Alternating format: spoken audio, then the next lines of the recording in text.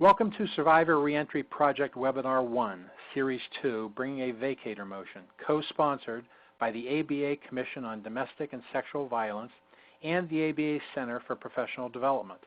Moderating the program today is Bonnie Carlson. Bonnie is an attorney at the ABA in Washington, D.C. Thank you, Mark. So joining me in the program today is Jessica Kitson, the managing attorney at Volunteer Lawyers for Justice, Leigh Latimer, the supervising attorney at the Legal Aid Society, and Kate Mogulescu, the Survivor Reentry Project's lead attorney and director of the Criminal Defense Advocacy Clinic at Brooklyn Law School. And I will turn it over to the three of you now. Thank you, Bonnie. This is Kate Mogulescu from Brooklyn Law School and the lead attorney at the Survivor Reentry Project. I am very pleased to have Jessica Kitson and Leigh Latimer joining me today, as they are some of the foremost experts in the field on post-conviction advocacy for survivors of human trafficking. I would like to briefly describe our learning objectives for today and highlight for you what we're hoping to accomplish in the time that we have together. First, as a preliminary matter, this is the first webinar in a second series by the Survivor Reentry Project. The first two webinars we offered did a basic overview of the criminal justice system and looked very deeply at the impact of arrest and conviction records on survivors of human trafficking. We will today dive deeper into the notion of post-conviction relief. What does that mean? Why is it critical for survivors of human trafficking? When we talk about this new legal framework that has emerged in the United States over the last many years, what are the common elements of these laws? What are best practices for doing advocacy and representing survivors in these motions and petitions? How do we gather evidence? How do we work alongside survivors? How do we make sure that this process is fulfilling the full intent of the statutes that we've seen develop? What questions can we imagine our clients and survivors we're working with may have about the process? What concerns can we address? What concerns might we not be able to address? And critically, how do we implement and improve communication and collaboration among different stakeholders?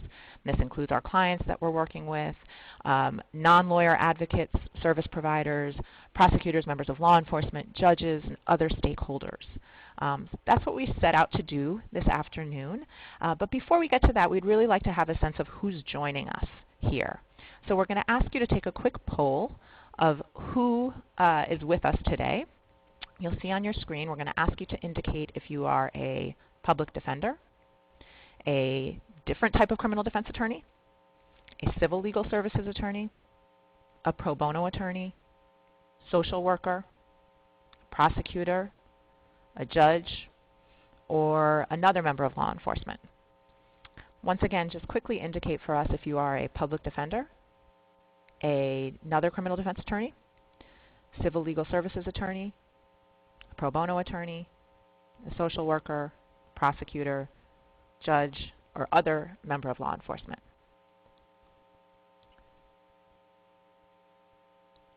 It looks like we have a strong civil legal services contingent today, which is very exciting. Thank you for joining us. What we're going to do now is move into the content for the presentation, and we're going to kick it off with Jessica Kitson from Volunteer Lawyers for Justice in New Jersey. Hi, everybody. Thank you so much for joining us today. So what I want to start by talking about is really the most important thing to think about when we're thinking about where the clients are coming into needing vacatur assistance. And that's that survivors of trafficking very often are coming involved with the criminal legal system. And I think the way most of us start to think about it is that we think of them as victims, as witnesses in criminal proceedings against their traffickers. But what's important to know is that, unfortunately, way too often, they are also criminally charged defendants in the legal system as well, and that's what brings us to this work today. The National Survivor Network did a survey in 2016, and 91% of the respondents reported having been arrested at some point. Over 50% reported that every arrest on their record was trafficking related. 42% were arrested as minors. Over 40% reported being arrested over 9 times or more, and 60% reported being arrested for crimes other than prostitution. And I can say I'm one of those people that clicks the box. I'm a civil legal services attorney, and so working in the criminal justice arena was fairly new to me when I started doing this. But this is very consistent with what I am seeing with my clients, and I'm sure that Kate and Leigh would say the same thing as well. So what's important to realize is that the reason that vacatur and expungement laws exist is because trafficking victims are arrested and prosecuted for acts in which they are compelled to engage.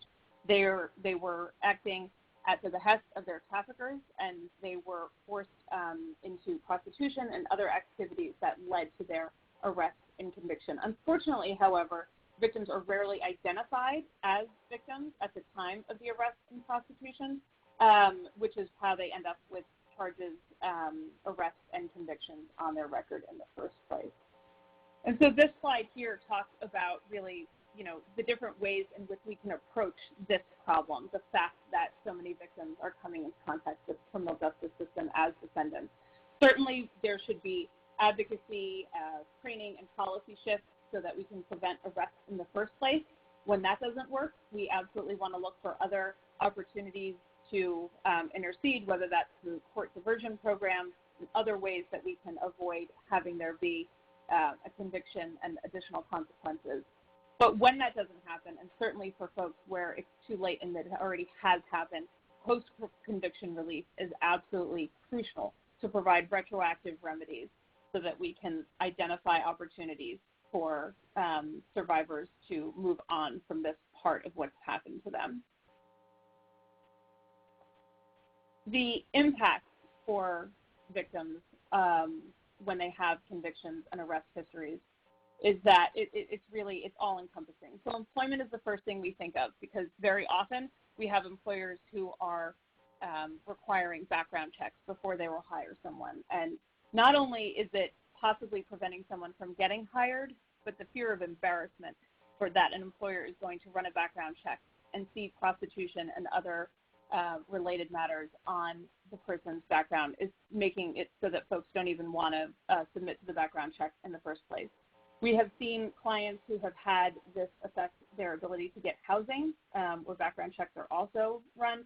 It can affect their ability to get education in terms of getting admitted, in terms of getting financial aid where it's necessary, and even in getting the licenses that many professions need. I've had clients who wanted to be nurses, who wanted to do other professional matters, and getting their licensure was very, very difficult because of their criminal convictions. This also can affect public assistance. It can affect credit and financial stability, because if you can't get secure housing, if you can't get employment, and if you can't get your education, it's going to be very difficult for you to support yourself and your family. And certainly, we really can't stress enough today that everything that impacts a United States citizen in these matters, the consequences are even that much more severe for foreign nationals. And so it can absolutely affect immigration relief or someone who's looking to adjust status when they have arrests and convictions on their record. Here's a quote from a survivor who said, "I knew if they fingerprinted me, I would have to deal with all of these memories again, and I knew they wouldn't hire me." And so again, I think very often what we're seeing is we have clients who are self-selecting themselves out of opportunities because they know that where a background check has to be run, they run the risk of having all of these convictions come up, which also means that all of these memories come up as well. This is also a very common tool that traffickers use to maintain control by saying that, what are you going to do? You have a record now. And so it's a really pervasive problem in that a survivor knows that all of these items are on their criminal case history reports, and it's going to be very, very difficult for them to move on from the trafficking.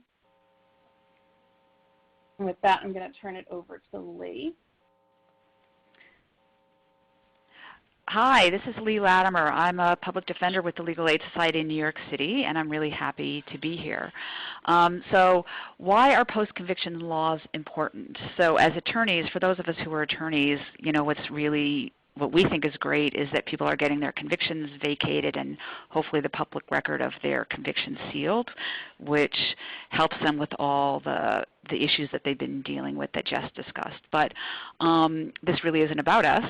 This is about the clients and what is important for them. You know, probably one of the main things is that it remedies a past injustice. And as Jess had discussed, these clients were convicted of offenses that they were forced to engage in. So not only did they experience this exploitation, they get the additional injustice of being convicted for something that they didn't even want to engage in the first place. So by getting that conviction vacated and getting a record sealed, it remedies that injustice that they experienced. And that the other thing that these post-conviction motions can do for our clients is to empower them and give control back of their lives. So many of them have just been looking over their shoulder for years and years because they are anxious about the criminal convictions that they have. They've been convinced that they can't change their life because of these criminal convictions. So it allows them to get back control of their lives and hopefully, you know, be able to put that behind them and move forward. It also gives them a space to tell the story in the way that they want it to be told. Over many years, they've been told what their narrative is by their exploiter, perhaps by their family, by potential employers who have seen their criminal convictions and shamed them or didn't want to hear what their experience was and explain why they are, you know, appropriate for this type of employment. So it gives them a place to tell their story and hopefully move on. And then another important impact is on the criminal legal system and the people that our clients come in contact with when they've been arrested or going through the court system. And it educates judges and prosecutors and hopefully court personnel to not use stereotypes when they're seeing people coming through the system on prostitution or other related types of offenses.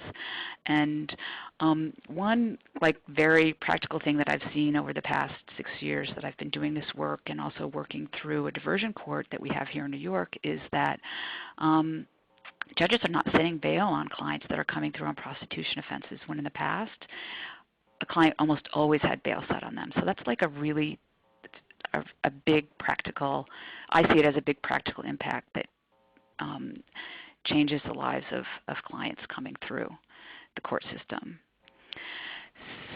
So let's get started on vacatur laws for trafficking survivors. New York State was the first law to enact a vacatur law back in 2010. That came about with the collaboration of a variety of anti-trafficking people engaged in anti-trafficking work that convinced the New York legislature that this was important for the recovery of trafficking survivors. New York's law is at this point fairly limited. It allows for the vacatur of prostitution and loitering for the purposes of prostitution, two minor misdemeanor offenses in New York State. Over the years, other states across the country have enacted their own vacatur laws, and those look different in each state. You'll have to look at the statute where you're practicing. Most of the states have enacted legislation that allows for the vacatur of convictions. Some states' legislation is broader than New York's. And then there are states that have, and as you can see on the map, they allow only for vacatur for minors, and then there are a handful of states that provide only sealing. So that means that the convictions aren't vacated, but the record is sealed so that hopefully it won't have an impact on background checks that we discussed before. And this is Kate. Just to interject here, to watch this map fill in over the last few years has been really amazing. And as Leigh mentioned, the scope of each state law is slightly different, but there's been a broad expansion over the last many years. And I have to give credit to someone who's among us today. The most recent state that we were able to add to the map was Massachusetts, and that was due to the incredible, resilient, and tireless efforts of Julie Dahlstrom at the Boston University Law School Human Trafficking Clinic. And so to see this map sort of light up as we've gone along over the last several years has been one of the few things that causes joy for us. Thank you, Kate. So what are the elements that you have to look for when you're getting ready to do a post-conviction motion? You're going to have to assess for all these things that are on the screen, because those are the basic requirements that you're going to have to put together in order to have a successful vacatur motion. So obviously the first thing you have to identify is whether your client has experienced trafficking under the legal definition that is required under the statute that you're operating under. Second, you have to identify whether the offenses that your client's been convicted of are eligible under your statute, and whether there's any kind of wiggle room in regards to the types of offenses that might be able to be vacated.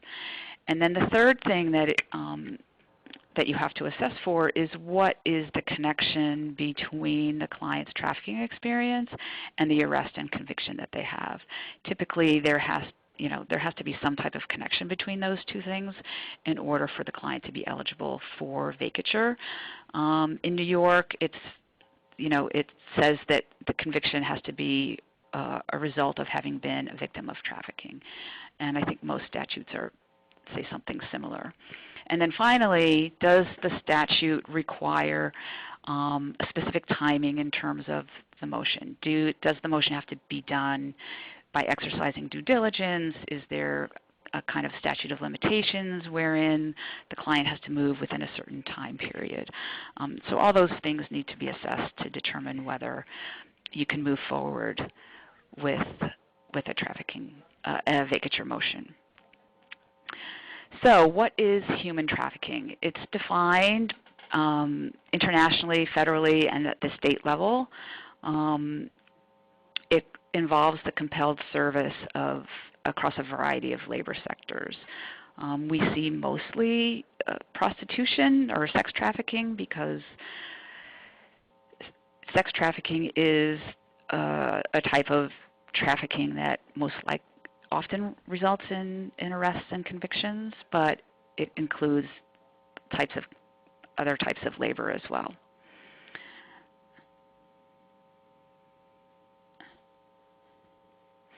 So we'll start with the federal definition of trafficking, which was put into effect in the year 2000 under the Trafficking Victims Protection Act, and there have been a number of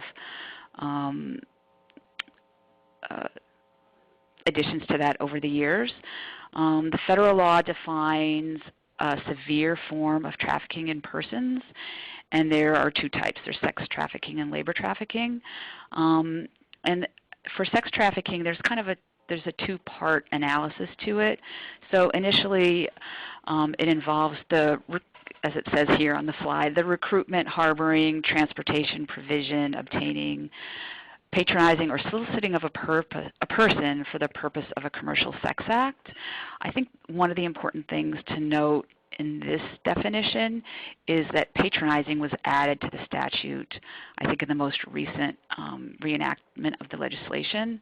And that means that, in theory, under the definition of the federal definition of trafficking, a person who has engaged in sex work and has been patronized by a buyer of sex under the federal definition is a victim of trafficking.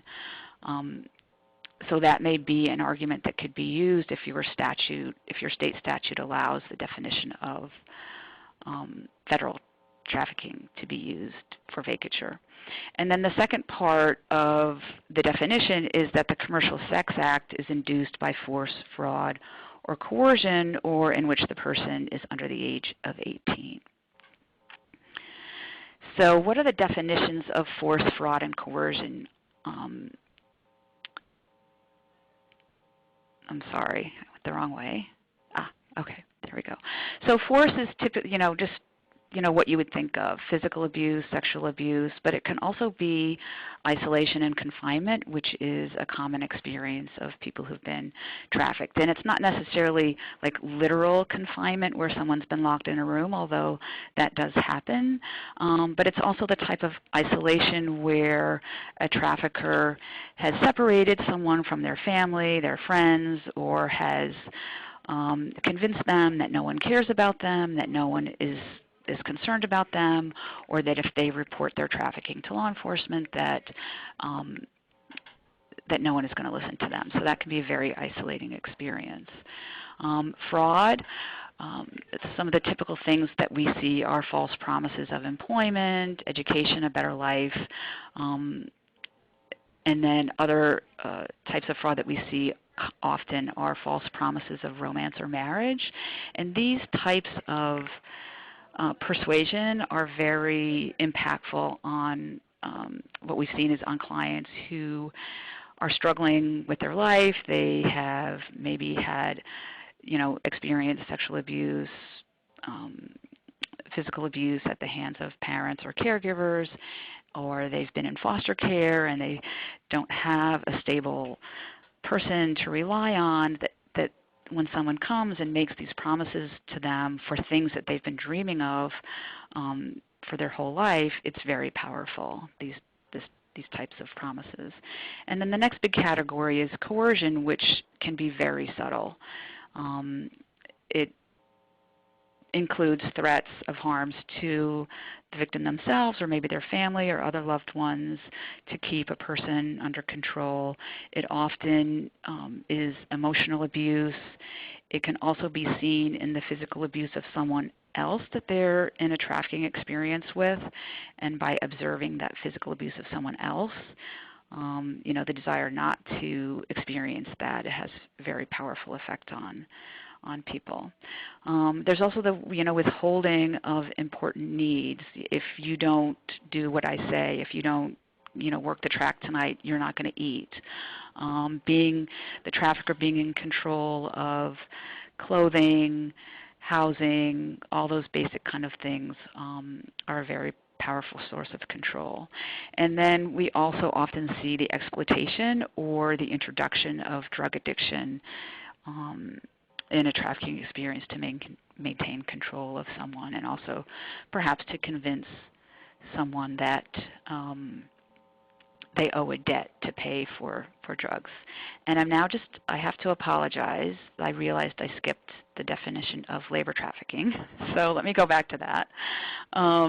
So labor trafficking is, similar, kind of a two-part piece that includes the recruitment, harboring, transportation, provision, or obtaining of a person for labor or services through, again, the use of force, fraud, or coercion for the purpose, basically, of paying back a debt, whether it's really a true debt or it's kind of an imagined debt, or a debt that a trafficker has used to convince someone to engage in labor or services. Okay, so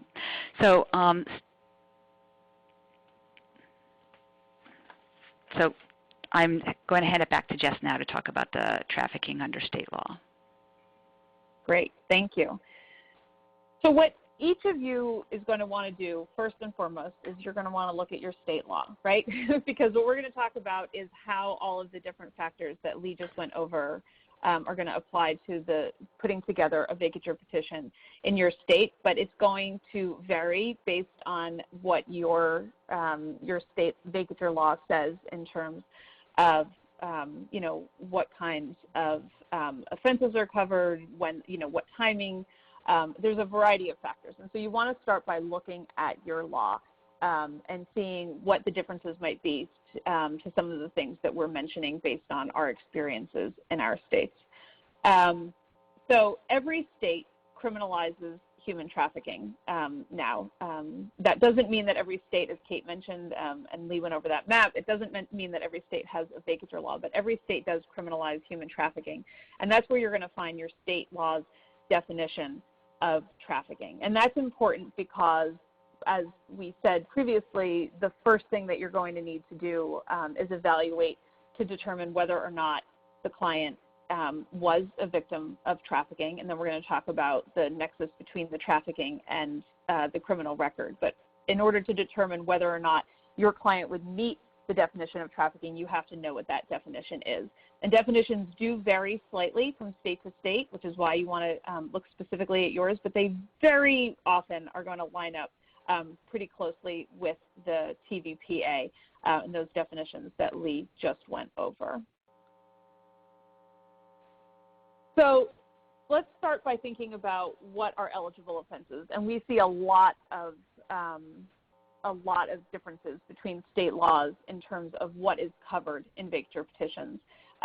Many states will, the ideal, right, from an advocate's perspective, the ideal is that you would be allowed to file a petition to vacate any offenses that occurred as a result of the trafficking. A next step down from that might be to say that you can vacate all offenses except for certain particularly violent offenses, or they might even say you can, it covers all non-violent offenses. Very commonly, though, we see that these laws are designed to say that only certain types of offenses are actually covered, and usually those are prostitution related. And so if you look, for example, I'm in New Jersey, if you look at New Jersey's current law, the law specifically talks about vacating prostitution-related offenses.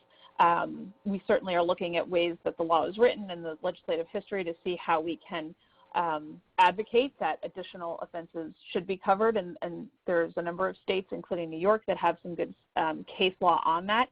But you really need to understand what you're starting with, and so look at how your state law was written. And certainly I'll put in a plug that if you don't like how your law is, talk to folks and see, what can be done possibly to change those laws. So what you have now doesn't have to be what you have always, but you need to know where you're starting so that you can figure out how to talk to clients and how to explain what their options are and what this process is likely going to look like for them.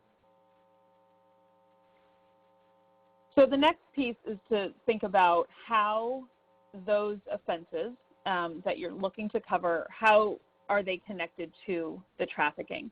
So is it that convictions are a result of or a direct result of trafficking? Other language might be that they were committed under coercion caused by the act of another, or committed or reported to have been committed as a part of the trafficking scheme of which the person was a victim, or at the direction of an operator or of the scheme. So a lot of this is very similar, but you really do want to think about the exact language here. And you want to always, when you're thinking about how a law should be written, you certainly want to think of it in terms of trying to be as broad as possible. But think about when you're writing the narrative for your client that very often each act is not necessarily in that moment at the exact direction of the trafficker, but all of the acts together are very much part of the force, fraud, and coercion that Leigh was talking about previously. A lot of state laws are going to have specific requirements about when petitions should be filed. And so with due diligence, after the defendant has ceased to be a victim or has sought services for trafficking victims, subject to reasonable concerns for the safety, defendant, family members of the defendant, or other victims. It's usually vague-ish. So within a reasonable time, it could have a specific time period, within 6 years, for example, or at any time following the date of conviction to be set aside. This is very important. You want to understand what this is early on. And I know that in some states, and Kate and Leigh might be able to actually speak a little bit better about this, but if you have, based on the nature of your work, particularly if you're in a public defender's office, and you have clients where you know that they have certain convictions, and there are time requirements that they're going to be coming up against, anything you can do to make sure people are aware that they have these options before that time runs out is going to be very important.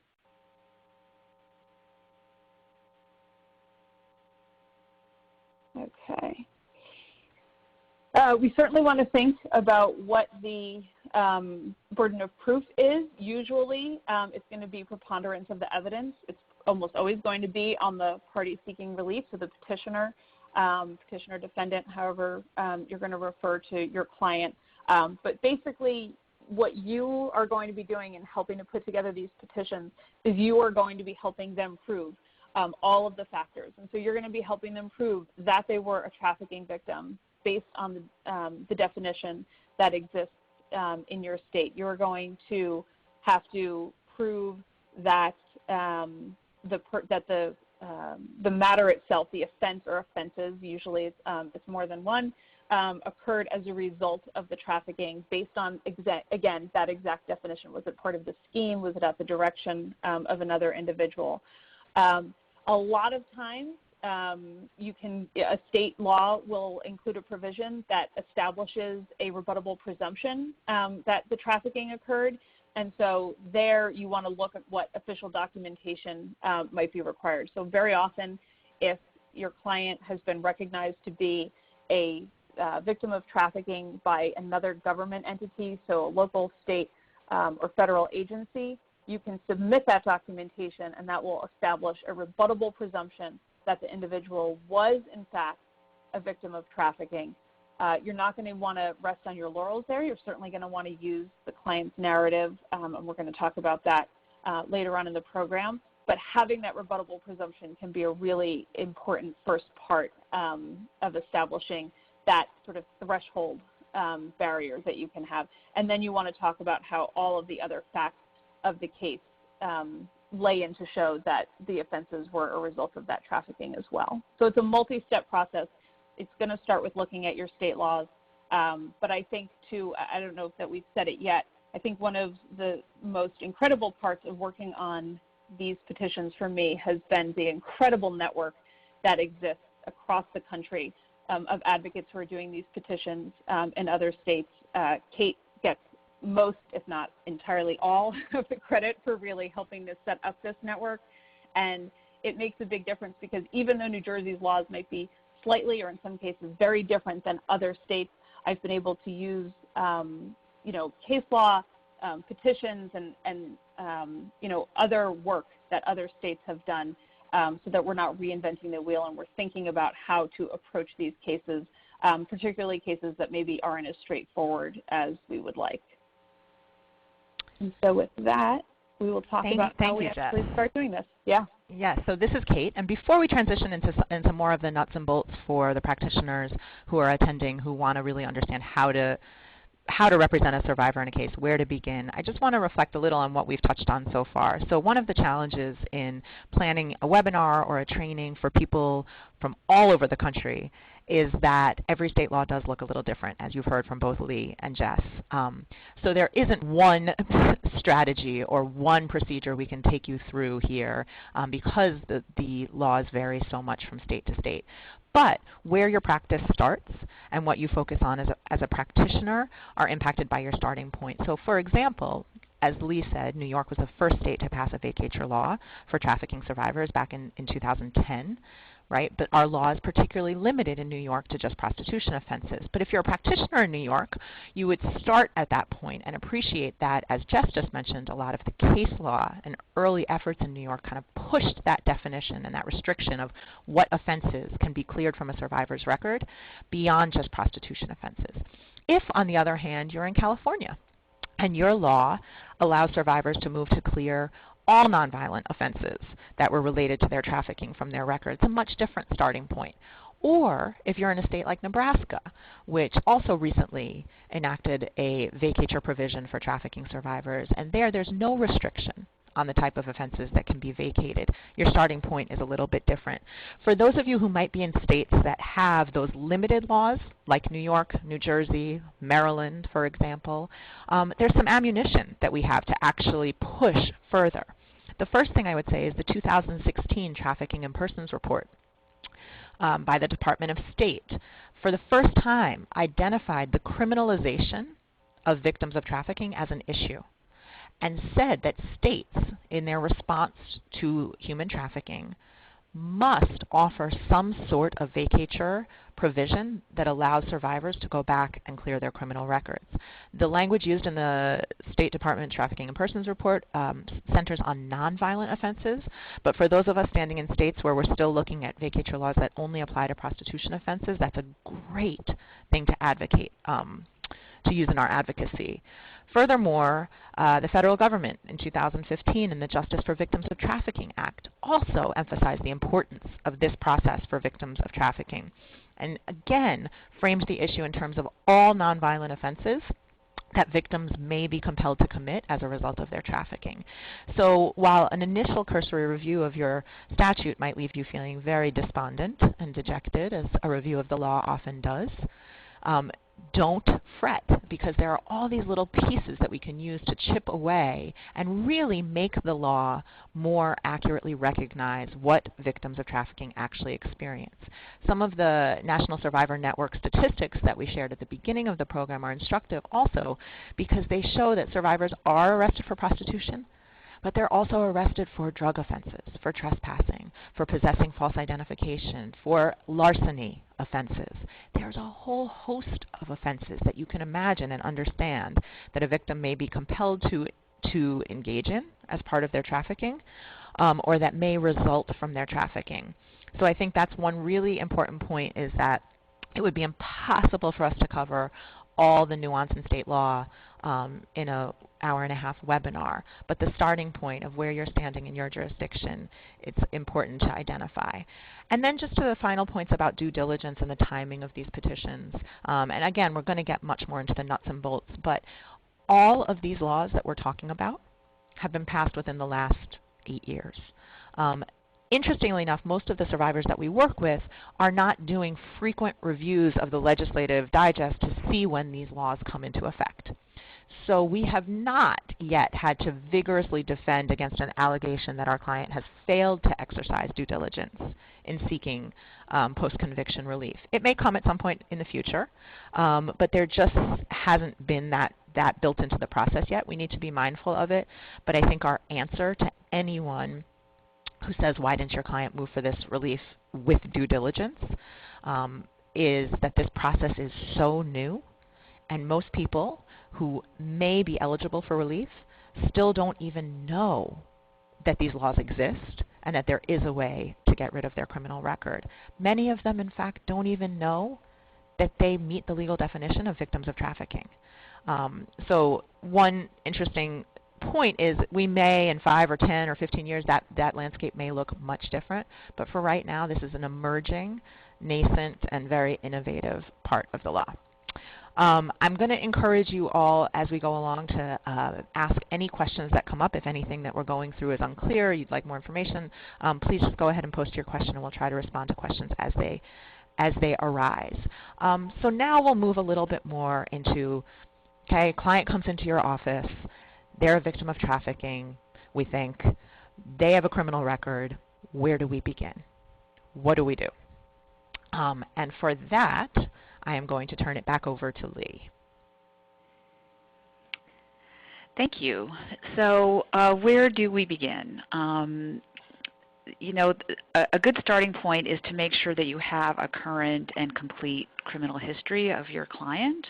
While your client is going to be, you know, the expert on what their arrest history looks like and where they've been arrested and where they may have gone through court, they may not be an expert as to what they exactly were convicted of, or even if they were convicted. Sometimes clients feel like they have a whole host of convictions, and because of how chaotic the criminal justice system is, they might not have had a clear understanding of exactly what happened when they were in court. So it's very important that you get an official and full criminal history via a fingerprint analysis of your client's criminal history. And then, of course, as we discussed, as best you can, you want to act within the time set by the statute. Hopefully, at this point, that is not going to impact anyone. And then most importantly, this is when your client is ready to commit to the process. And this is a scary and stressful process for clients to contemplate. They have likely up until this point that they maybe even walked into your office, they have been struggling to put this experience behind them, to put those memories behind them, and they don't, they haven't wanted to talk about it, and they probably don't want to talk about it now. So that's a conversation that you need to have with clients to let them know that you are ready, that you will be needing to have an in-depth conversation about their experience and make sure that they are ready, both in a physical and, in a mental way to commit to that process. And I think it's also important that you make sure that you're clear with a client on expectations of what you can do for them, and don't overpromise what you might be able to accomplish for them. Keep the expectations realistic. So how do you get someone's criminal history? The easiest way to get it is if the client has been fingerprinted recently, either in terms of, we often get referrals from our colleagues who have represented a client, and they see that they have a lengthy history for prostitution offenses, and they get in touch and ask whether this client might be eligible for vacatur under the New York statute. So then we have a very recent fingerprint result that we can use, and that's really helpful. So if you're not a public defender and you're getting a referral in a different way, but perhaps it's from a public defender's office, you can get your client's permission to obtain a copy of the rap sheet or criminal history from the public defender's office. And then sometimes clients are having a background check done, and they get fingerprinted for that purpose, and then they're confronted with that by a potential employer or a licensing agency. So they've got a copy of their criminal record, and they're trying to figure out, how do I get this job? How do I get rid of this conviction so I can get my license? And they're reaching out to people, and that's often how we get referrals as well. So they've got a copy of their rap sheet. But if those options aren't present in your particular situation, then you'll need to have your client fingerprinted. And there are two basic types of fingerprinting results that you can get. You can get a state-specific rap sheet, and the process for that differs from state to state. New York State has, an agency that's a state agency that's in control of that, and we apply to them. Or clients apply to them to get a copy of the rap sheet. But there is also a way to get a country-wide FBI fingerprint result through the FBI Identity History Summary, and that is the website is below, and you can click on there and learn how you can make a request for a national rap sheet for your client. There are now two ways to do that. You can do it online through an online process where there's a much quicker turnaround, or you can do it through mail, which takes sometimes weeks to get the results. Both of those methods, though, do require that an actual fingerprint card is taken and then mailed in to the FBI for review and for preparation or production of the national rap sheet. So the project that I work with, a couple of the people have gotten pretty good at taking fingerprints. It was definitely a learning curve, and we got some rejections at first because the prints didn't come out with sufficient clarity to produce the results. There are also independent companies that will do fingerprinting for a client that can then be sent on to the FBI or to your state agency. That is often, or actually always, more expensive than just doing the prints yourself and sending them on to the FBI. There's a fee for all of it, but it's cheaper if you're able to do the fingerprinting on your own. So, and this is Kate, everyone. We could teach an entire, I think, master's level course on criminal history reporting and arrest data information across the country. And most of it, even though we could stretch it out to a master's level course because there's that much intricacy, is summarized by the fact that records are incomplete, records are difficult to attain, and we have to explore a lot of different methods for trying to get the most complete criminal history for clients possible. This is particularly the case when we're working with people who are arrested. For example, many of our survivor clients were arrested 20 or 30 years ago. The data that was reported from state and local agencies that were handling arrests to the FBI, to the National Repository, were much more spotty than they are now. These records still can contain a lot of errors in the present day, but looking back over time, the reporting mechanisms have been less than ideal. So we always suggest starting with the most complete fingerprint history possible. And to clients, it can seem daunting. And so we walk with them through the process. As Leigh identified, there really are two basic ways to get an FBI fingerprint history done. The less expensive way involves sending in the fingerprints yourself. That way costs $18 and can take now between 4 and 6 months to get a result. The more expensive way, which costs approximately $50, is to go through one of the FBI channelers, which are the agencies that Leigh mentioned, the private companies that contract with the FBI to do the fingerprinting services. That's where you'll make an online account, and you can do this with your clients and help them through the process. That after you pay the $50 and set up the fingerprinting appointment, you usually have those results within 3 to 5 days. We always recommend. Yes, Leigh. I hate to interrupt, but we just did one through the FBI, the new FBI system, and we got it back within a week, and it was $18. It felt like a miracle. Then. There you go. Yeah. So there's a way, though. For months, the FBI website has had a warning on it to say how long their backlog is in processing these. I would be happy to learn that they finally caught up and are doing results more quickly. We have found if you don't have a good fingerprinter in your office, for the reasons that Leigh identified, and your client may be concerned about, for example, walking into a police precinct to request that they do the fingerprinting for them, which is another option. Some of our clients feel just very uncomfortable for a lot of reasons walking into a law enforcement agency to seek fingerprints. And so then in that ways, the channelers still might be a good option depending on means and available resources. But thank you, Leigh. I'm glad to hear that for sure. Yes, we were very excited. We always suggest doing a combination of that national inquiry and a state-specific search. And some of your clients will be very clear that they were never arrested outside of your state, and so that you may alter your approach accordingly. But what really resonates with me every single time I start working with a new client is how much misinformation people have about their own criminal histories through no fault of their own. And so it's really the best practice is to get the most accurate and complete fingerprint history done at the outset so that surprises down the road are more limited.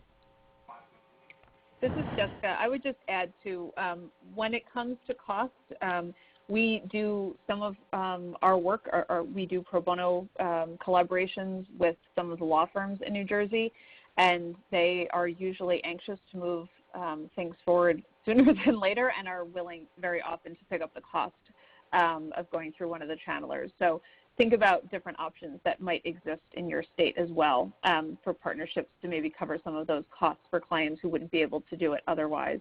And then I would just echo the idea that you really do want to get a full national history. And when you get it, you want to look not just at your own state, but really think about what the big picture is, because we have had instances where I have talked to Kate or somebody in another state, and the decision was that it really made sense to move forward not in multiple states at the same time, but rather start in one state and then bring it back to New Jersey, or start in New Jersey and then bring it to another state.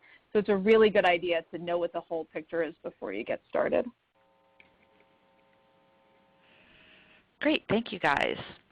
So now we're going to move on to beginning the motion process. And I'm going to just do an overview at this point, and Jess is going to get into more detail about these nuts and bolts. But the first thing that you're going to want to do is create a narrative with your client about really their whole life, because the background that, the client's early life and their background, and exploring what vulnerabilities they experienced that led them to be in a place where they were exploited by traffickers is important to build into your narrative. You're obviously going to want to approach it in a sensitive way, because these are obviously painful often painful experiences that clients have had. The second part of that narrative is going to cover the trafficking experience that the client had. Also, obviously, including painful experiences. And then you're going to want to tie it up with their post-trafficking experience, which will include what they have been able to accomplish in their life since they were able to escape their trafficker, and also what types of things they haven't been able to do, what kinds of rejections from employment or licensing that they've experienced that you can argue that these convictions are getting in the way of them moving on with their life.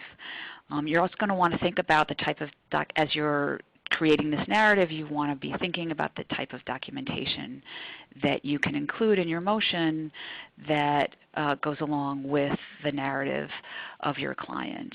And then the third step is to, in most cases, you're just going to be filing the motion with the court and with the prosecutor. There are times that you may want to strategize about when you're filing the motion, and perhaps you might, because of the limitations of your state statute, you may want to approach the prosecutor in advance and see whether you might be able to negotiate an expansion or get a sense of what their approach might be to the motion that you're creating that might be a little broader than your statute, to see whether you can get them on board as an ally when the motion is filed with the court. And sometimes that might include, presenting some of your documentation in advance for that purpose. So what are the nuts and bolts that will be included in your papers? It varies from state to state, but typically it is a motion that is going to include an affidavit from your client that includes sworn allegations of fact that support the motion that you're presenting to the court. Often you're going to want to include a memorandum of law, particularly if you are seeking to expand the scope of vacatur beyond what might be included in your statute, as Kate and Jess discussed earlier. And then you want to include those corroborating exhibits that you've gathered that help support your motion. So some of those types of corroboration can include medical records. Often those are hard to locate incidents of, physical injury that a client might have experienced during their trafficking if they were physically assaulted by a trafficker or by a customer. Those can be difficult to track down, but they're powerful if you're able to do that. Letters of support from a service provider or therapist that your client has been working with, or perhaps even referred the client to you, that can help define and explain the client's trafficking experience, or their life post-trafficking are important. Photographs can also be powerful and can include photographs of a scar from an injury that they suffered at the hand of a trafficker, or perhaps a tattoo that they were forced to get by a trafficker.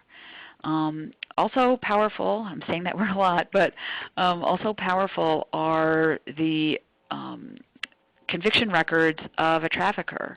If that is something that you can track down on your own, or perhaps you can ask a pro bono partner or a prosecutor's office to help you track down whether or not a trafficker has convictions.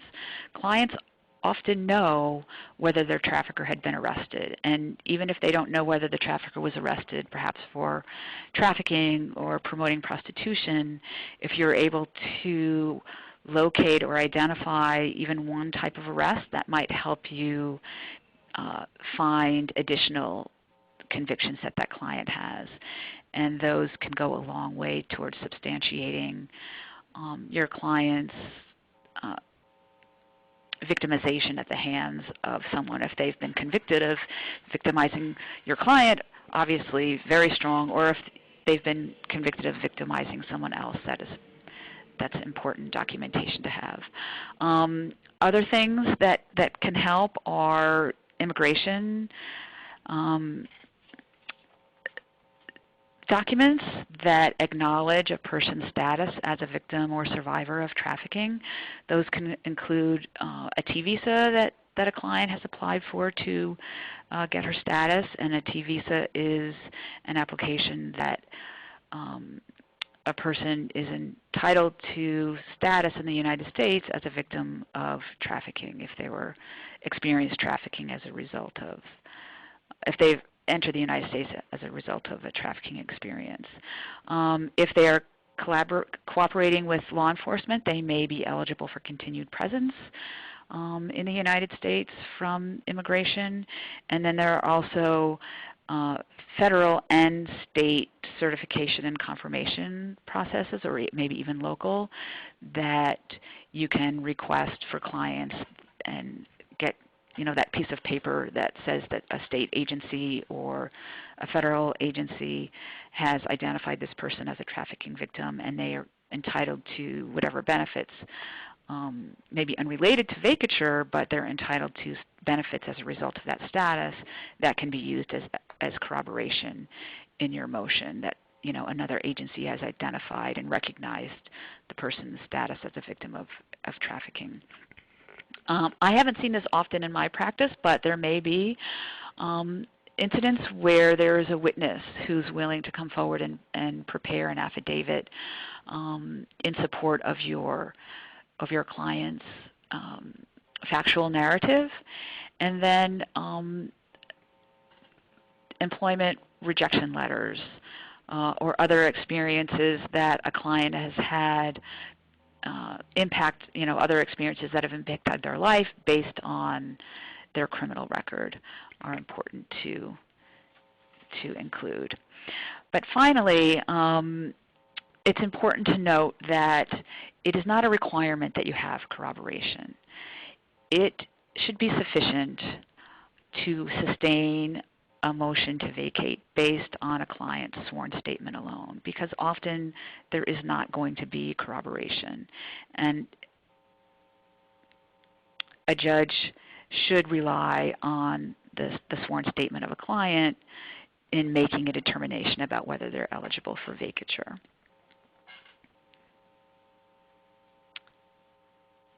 Okay, so moving on to building the narrative. I will turn it over to Kate. Thanks, Leigh. I think Jess is going to tackle this section in more detail, but one thing that I would say to frame it up is just that part of the reason why I think the three of us that are leading this session feel that post-conviction advocacy is so important is because it really, aside from the concrete relief of being able to clear someone's criminal record and eliminate those obstacles or barriers that the record presents to them, overwhelmingly our clients have just had horrific and difficult experiences in the criminal legal system and in most of the legal systems with which they've had interaction. And our ability to work with them in a remedial post-conviction way and to build a narrative collaboratively provides a way to empower and a way to make them feel like, maybe even for the first time, although not always, they have a team of people or dedicated attorneys that are really fighting for them against a system that has been hostile and inhumane in the past. So the way that we go about building the narrative, although we have sort of a footprint and a guide to approaching that, the most important thing that I think the three of us would offer here is that it goes at your client's speed, at your client's pace, and in a way that feels best for your client. And Jess is going to give some tips on how to maybe approach that together with the client. Great.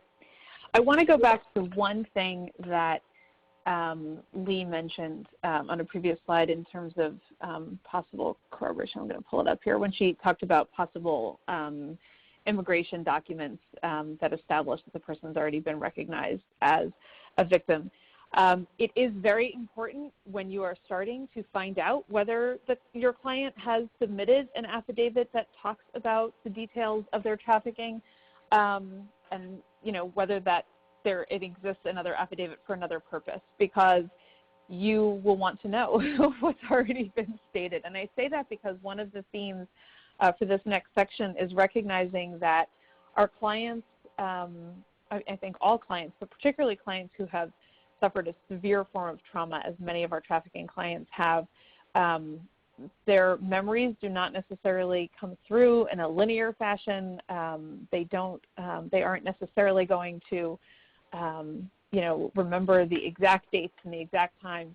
And so because we don't want to provide inconsistencies, in an affidavit here from something that's already been submitted, you just need to know at the outset what exists in the client's own words already.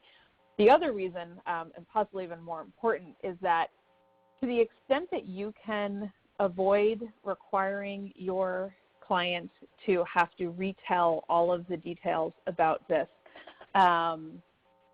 you really want to try and do that as much as possible. And so if the client has already told their story somewhere, if the client has put down, even maybe not officially, but talk to someone else or put pen to paper recounting some of this, you're going to be able to start building that affidavit and really get a lot down before you have to sit down with the client. Because what you are doing here is, whether we like it or not, we are reopening very often old wounds, and we are requiring folks to talk about some very difficult details. And so you really want to know what work has already been done on that front so that we can minimize how much we are requiring of our clients going forward. But basically, when we think about the affidavit, when we're putting together a client narrative, we want to think about the 3 time periods that Leigh outlined earlier. We want to think about the period before the arrest at issue, the arrest and convictions themselves, and then the time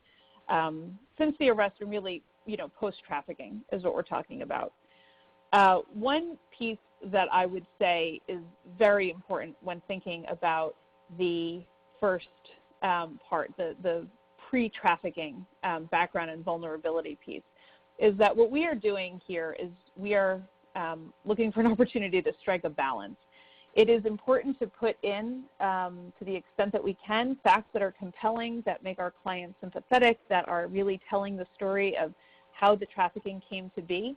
A lot of what we are doing, especially since vacatur is still so relatively new, is we are educating people, we are educating prosecutors' offices, we are educating courts, we are educating judges. And part of that is in how we tell our clients' stories. At the same time, I think, and I know Kate and I have had several conversations about this over the years, I think we want to be really careful that we don't go so far and that we don't require our clients to tell their story in a way that really sensationalizes some difficult things that happen to them that aren't actually related to the trafficking. And so it's really going to be on a case-by-case basis where you're thinking about how much detail is important, what exactly you need to know. But it can be really easy to think, no, tell me everything. Tell me every bad thing that has ever happened to you, because that is going to make your story that much more incredible, that much more compelling. And while that may be true, it also very likely may be unnecessary. And so you really want to strike that balance and think at all times, do I really need to ask this question, and do I really need to include this information in the affidavit that we're putting together? And sometimes the answer is yes, you need to ask it, but maybe no, you don't need to include it. Regardless, you always want to explain to the client why it is that you're asking these questions, because sometimes it's going to feel, I think, to our clients as though we are being nosy, that we are being voyeuristic into very difficult parts of their lives. And so to the extent that you can explain it, it also serves as a check on us, I think, about why it is that we're asking in the first place. But these are the 3 time periods that you really want to if I can just chime in for 1 second, Sure. I just want to say that these are really important points, particularly for lawyers, as a lot of this might be foreign to us. And one of the webinars that we have coming up 2 weeks from today really will go much deeper into working with survivors of trafficking in terms of how to block out interviews and building narrative with an eye towards understanding specific trauma. And for those of you whose practice might be exclusively working with people who have experienced victimization, and for those of you whose practice is much more broad, I can imagine all of your clients have experienced some level of victimization. And so we really want to think through how do we as attorneys sometimes contribute to that in not great ways, and how can we refine our practice to make it better. So information for that webinar is on email, floating around various listservs, and also on the Survivor Reentry Project website. Thanks for letting me make that plug. Thank you. This next slide has Rule 1.2 focusing on the scope of representation. And really the point here is to think about what your obligations are in relation to the client's wishes and what the client is hoping to do. I think it seems so obvious, right? We are supposed to abide by the client's decision about how to proceed in a case. I think it's really important that not only do we know that, but we make sure that our clients know that. So as Kate said leading up to this session, this is very often the first time that this individual may have really feel like they are in control of their lives and that they have a say in what's going to happen and how and where. And our jobs as attorneys are, we certainly have that obligation to explain what we think should happen and why, but we really need to make it clear to our clients that they absolutely have the right to decide what happens. And so if we think something should be included in an affidavit and the client says, no, I absolutely don't want that discussed in there, the client gets to decide that. We have the right to say why we think it should be, but ultimately it gets to be the client's decision. And one piece, a particular point I would make on this is very often this comes up with my clients in relation to how they discuss their traffickers.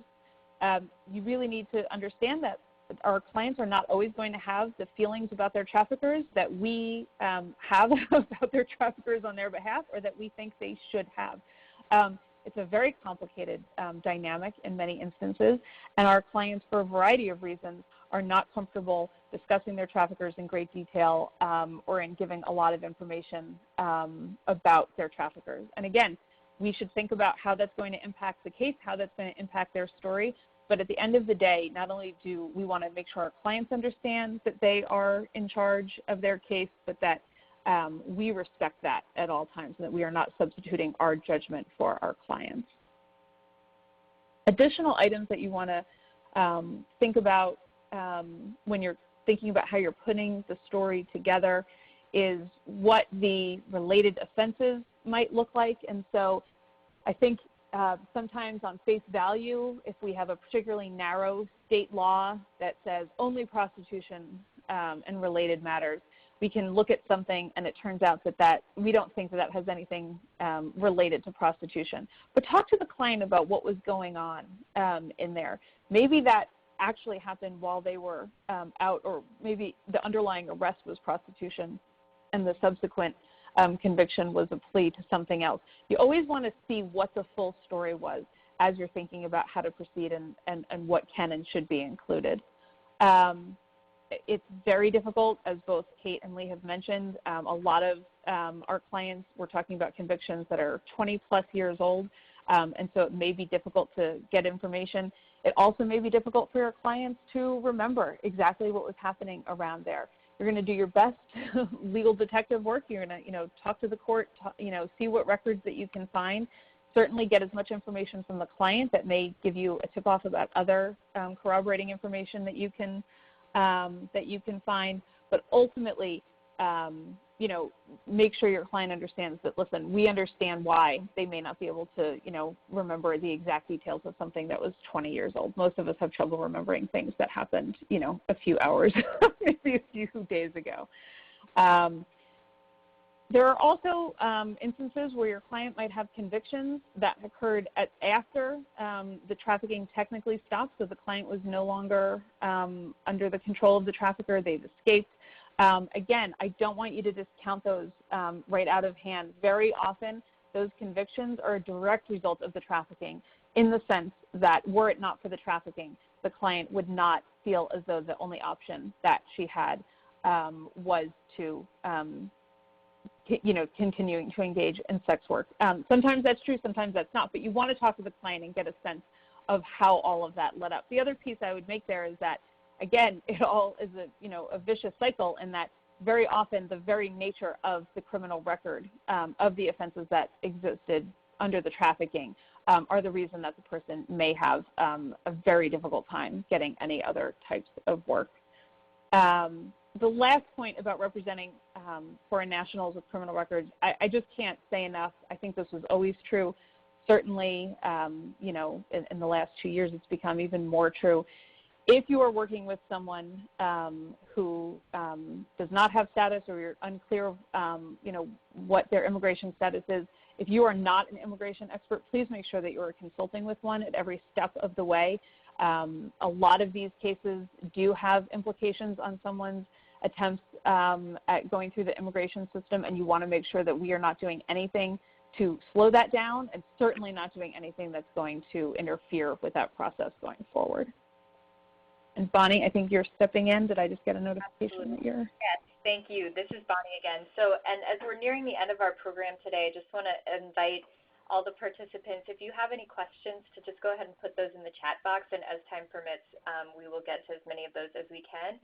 And we are also now going to provide the participation verification code. So I'm going to turn it over to the operator for information about that. Thank you. We are now displaying the ABA Participation Verification Code required to receive CLE credit for this program. You will be asked to enter this code in the online attendance form following this program. The ABA Participation Verification Code is 562-60443. That code again is 562-60443. Back to you, Bonnie. Great, thank you. So we'll leave that slide up for just a second, and then Kate, you all can get back into it. Okay, we're going to use our remaining time to go through just sort of anticipating what clients' questions might be about this process going into this, where they might have apprehension or concern, and what we can do in terms of our do's and don'ts to make the process better for clients. So back to you, Jess. Okay, great. Okay. I just want to make sure I haven't skipped. Okay, so here we go. A few best practices as we're, you know, thinking about working with our clients. Again, we keep saying it just because it's probably the most important thing that you could take away, is that you want to be guided by your client. You want to make sure that you're giving that control back and making sure that they understand that they have the options. I have found that very often my clients are incredible advocates for themselves, and they do have a lot of questions, and I think that's wonderful. And so sometimes it's hard as attorneys. We think, well, we know what we're doing here, and we'll tell you what we think needs to happen, and so having someone question us is maybe not what we're used to, but it's a good thing. It's a very good thing, and we want to encourage questions at all points. Certainly be authentic in terms of how you are approaching your client. You are not trying to show that you have had the same life experiences as your clients, because most certainly you have not. And so you want to, you know, just explain who you are, explain what your background is, and try and really build that rapport. Trust is going to be a very important part of this process, because you are asking this person to give you their trust and giving you a lot of information, and so they have to feel as though you are only, again, asking the information that you absolutely need, and that you are going to be really protective in what you do with that information.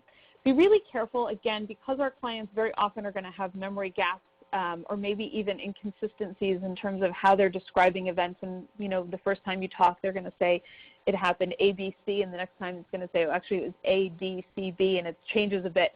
I really encourage you not to interpret that as lying. Most often, it is because there is just confusion about the events that happened. You might think, well, if I was arrested, I would know exactly when and where and how that happened. And that is not going to be the case for many of our clients. First of all, unfortunately, as we've discussed, this, interactions with the criminal justice system became far too normalized for many of them. And also for others, it was not the most difficult or traumatizing thing that happened. And so you really want to be careful not to give bad intention to your clients, where very often there's just confusion. And do what you can to help make that timeline. And so where you have concrete dates, where you have, through the criminal case history report, or through other documentation that you've been able to find, hospital records, whatever that is, school records sometimes, you can say, well, okay, so it's clear that you were in this place on this date. What do you remember happening? And very often that can be very helpful to a client as they try and rebuild their narrative with you. You want to leave people as complete as possible. You know, we work with a service provider in New Jersey who very often says, you know, you lawyers, what you do is you reopen all of these wounds and then you do not close them up at the end of the day. And that is true. That is, you know, our job is not to really, you know, take that role of social worker, and yet we have to recognize that we are leaving our clients very often in a more difficult place because of the conversations that we are required to have with them. And so you want to make sure that they have support to the extent that you can. Make sure that you are aware of the services that exist in your community and connect them to those services as best as possible.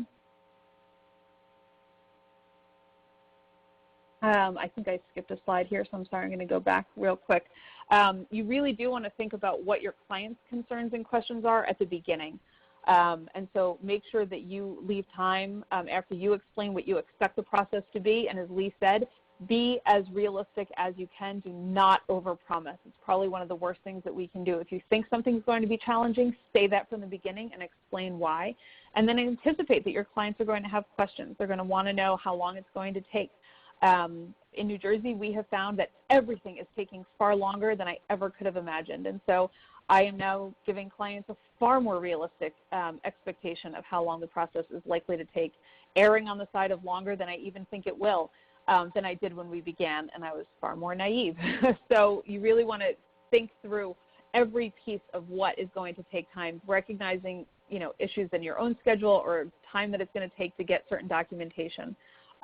Will the client have to appear in court or testify? That's a very big concern. Many of our clients have no interest in ever stepping foot back in a courthouse. If you think that that is something that they may have to do, you want to explain to them how or why, and you want to explain to them what steps you're going to take to minimize the likelihood of that, if there's anything you can do to control that. Is the information public? Is anyone going to know I filed this motion? Many of our clients believe that their trafficker will get notified about these petitions. And so explaining that something that might seem obvious to you, that the trafficker in fact is not a party to this petition, that the trafficker has no way of getting notice about this, you know, officially through the court, is very, very important. At the same time, you want to understand what exists in your state and your judiciary to protect and keep confidential the information that's being provided, and to certainly file these under seal to the extent that you can. And finally, really have a conversation with the client about what happens if the petition is successful, what will happen after that, and what will happen if it is not successful. Clients aren't necessarily sure exactly what happens. It's not instantaneous, and so if you have a victory on Monday, the record is almost certainly not clear on Tuesday. And so making sure that a client understands that going forward. And that last question is also important because it will give you an opportunity to hear from your client about why it is that this process is important to them, which, as Leigh mentioned, is another piece of what you want to include in these petitions. With that, I'm going to kick it over to Leigh.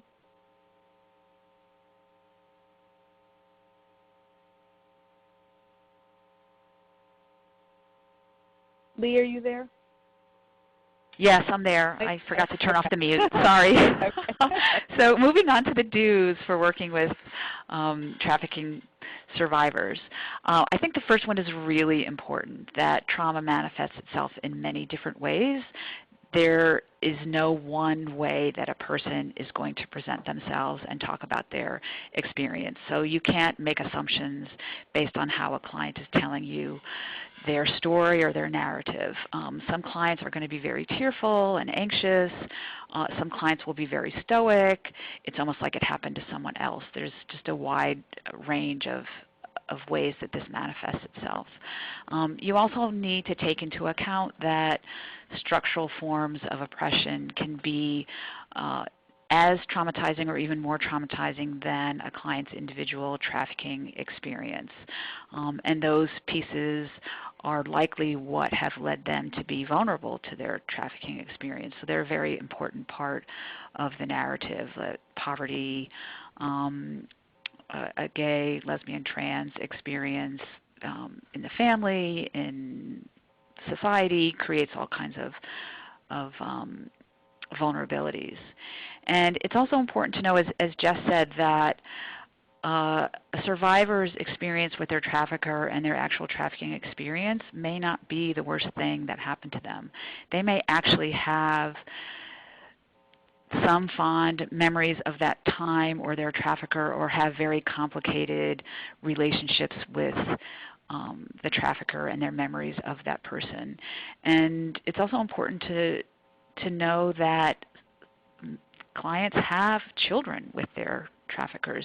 So they have this really kind of intimate relationship that they may not still have with their trafficker, but they can't forget them, and that their child is obviously an important part of their life, so they can't completely demonize their trafficker.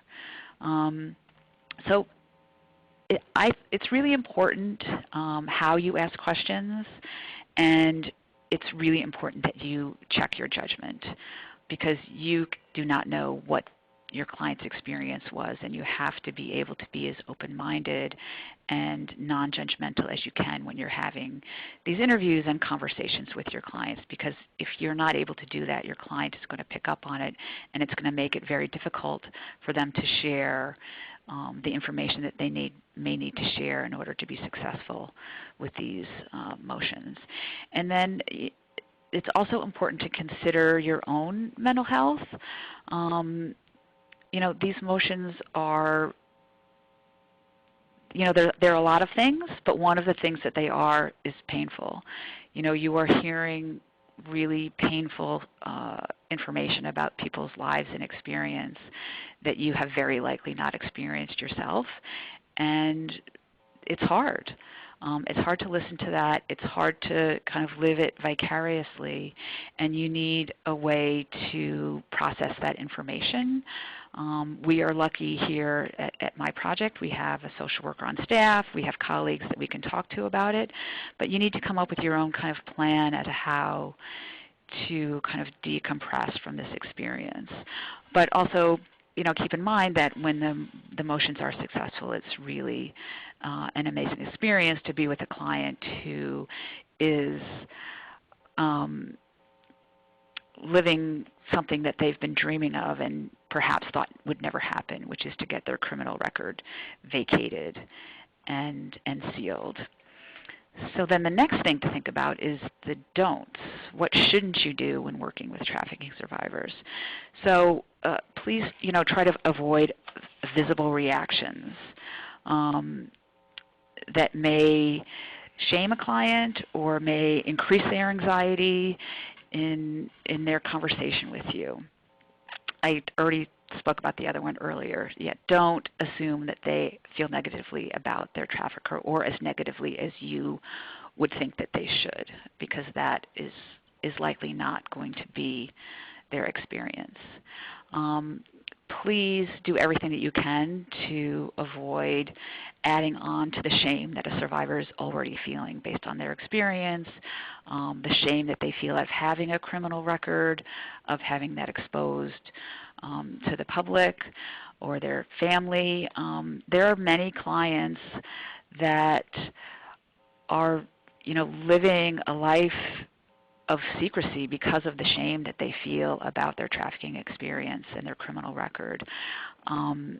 There are women who have not told their husbands what their experience was, and they live in fear from day to day that somehow that is going to be exposed and ruin their relationship. So you don't want to be in any way reinforcing that shame. And then finally, please be understanding with clients who have difficulty maintaining contact or keeping appointments or just drop off. This experience is very stressful. It's reopening memories that people have been suppressing literally for years, and sometimes even though they're ready to move on, the actual getting started, floods their emotions to a point where they can't process it and they need time. So don't be surprised if a client kind of drops off, you don't know what's happened to them, they don't respond to phone calls. Just give them time. when they're ready, they will come back, and you should just greet them as if nothing happened, and be grateful that they're ready to continue and move on with the process. And I think one of the other things to consider there in terms of whether clients are having difficulty maintaining contact is working with clients who are experiencing extreme poverty. And often extreme poverty is more than a full-time job, just in the number of different administrative appointments or other things that clients have to deal with on a daily basis that may interfere or impact their ability to keep regular appointments with you. So we're heading towards the end, the last few minutes, and I just want to make a few notes about how to approach these this process collaboratively. One of the things that we understand is that these motions and petitions are filed in the criminal legal system. The criminal legal system is an adversarial one. So how do we engage prosecutors in this process, and what can we expect in terms of response? Generally, prosecutors are not predisposed to join in post-conviction relief. That has not been our experience, however, with vacatur and expungement for survivors. This is one area where we've seen tremendous support and buy-in from many of the prosecutors' offices across the country that we've worked in. A lot of prosecutors have tremendous experience working with crime victims, and so understand some of the frustrations that crime victims experience as a result of system interaction, and that's something that we can tap into when we develop a collaborative practice. In places where the practice is really brand new and there isn't a history of these petitions or motions being filed, we just approach the prosecutors from the very beginning, engage in conversation. What should the process look like? How can we collaborate, and where can we share information and make sure that things run smoothly? Similarly, and this was mentioned a couple of times already today, judges learn from these petitions. A lot of us, and I'm going to say this assuming that we're in the sort of a safe space, a lot of us assume that judges never learn anything. But turns out judges do learn when they're given a glimpse, a little bit more information about the people that are appearing in front of them about whom they've already engaged in a relatively high level of judgment. This process allows us to work outside of simply talking to other lawyers, and we can incorporate the work of community-based partners and service providers to make this process more efficient and successful. Think about this in your local community. What partners, who's interfacing with people that might benefit from this, that would be good partners. I want to talk a little bit about just the Survivor Reentry Project, which is a national training and technical assistance project of the American Bar Association's Commission on Domestic and Sexual Violence. We offer training, we offer resources like this webinar, technical assistance on cases. Please use us as a resource, whether you're just getting started or whether you've done a bunch of these cases but have confronted a new issue. Get in touch with us. Let's talk through the issues that are presented in your case, and one of our faculty of experts will be able to respond, offer insight, work with you through whatever it is you're seeing. We also serve as a clearinghouse for direct survivor inquiries. On our website, there is a way for survivors to submit a confidential request for more information and for assistance. We screen them. We discuss with them their fingerprinting process, their history. We see what state law might apply in their case, and we match them up with trained lawyers across the country. Jess already mentioned the network of lawyers we've developed. Guess what? You're all in the network now. I know you didn't agree to it, you did not consent to it, but you're in. So please feel free to reach out to us and become part of the Survivor Reentry Project network. Our website is ambar.org/SRP.